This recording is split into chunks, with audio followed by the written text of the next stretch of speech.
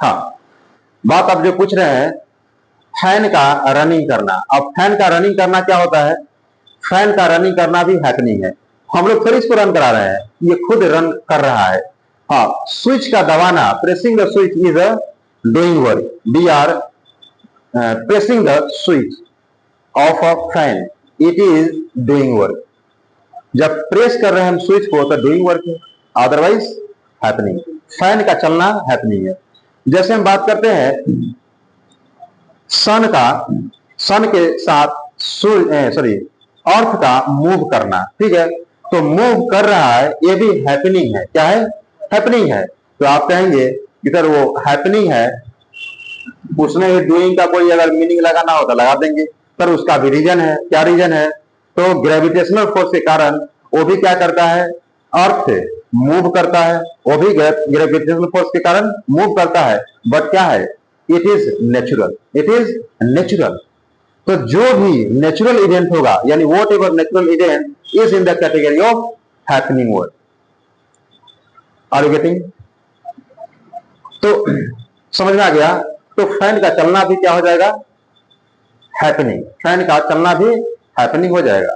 लेकिन फैन के स्विच का प्रेस करना, दबाना, वो क्या हो जाएगा? Doing work. ये बात यहां तक कंफर्म हो गया? समझ में आ गया? या कोई फिर एनी डाउट? कोई डाउट नहीं है? अब पढ़ाना क्या हो जाएगा? डूइंग। ठीक है, अब यहां जब आपको हैपनिंग डूइंग समझ में आ गया, अब हम लोग चलते हैं एक स्टेट की ओर।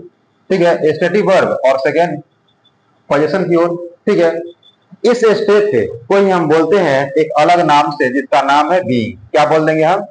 Being. Being of existence, being of existence, किसी भी दशा का होना या किसी अस्तित्व का होना। ठीक है, बीइंग ऑफ एग्जिस्टेंस। अब हम स्टेटिव का बात करेंगे, अवस्था या दशा का। तो अगला एग्जाम्पल है आपके लिए, आगे एग्जाम्पल है, जैसे अगर मैं लिखूं you are poor, you are poor, you are poor. अब इसमें ना हैपनिंग है ना डूइंग है।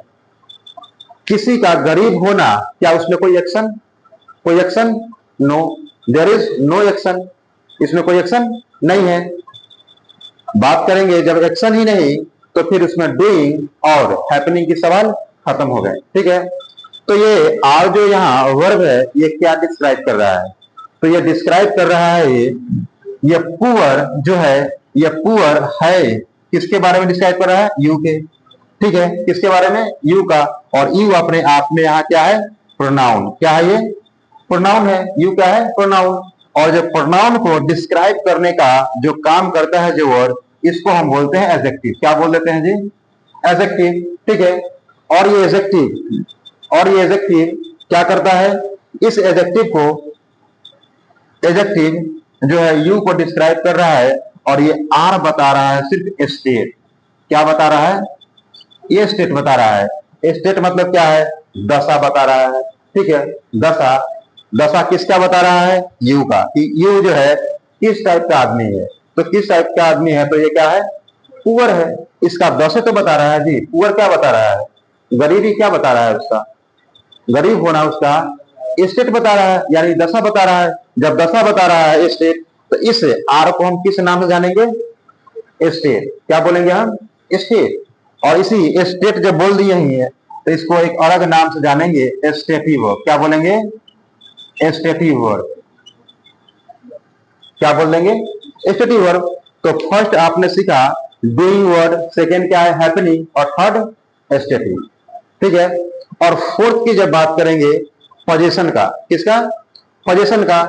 जब पोजीशन की बात करेंगे, तो पोजीशन का मीनिंग होता है अधिकृत, अधिकार में होना। किसमें होना? अधिकार में। जैसे आप कहेंगे कि ये मेरा नोटबुक है। ये क्या है? मेरा नोटबुक है। तो नोटबुक है तो क्या बोलते हैं? I have a notebook. नहीं, आपके पास अगर पेन है तो क्या बोलते हैं? I have a pen.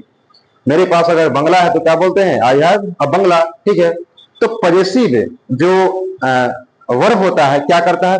Possess something, किसी चीज को पजेस करने का, यानी अपने अधिकार में लेने का काम करता है। इसके लिए एक अलग सा यहां लिखते हैं वर्ड।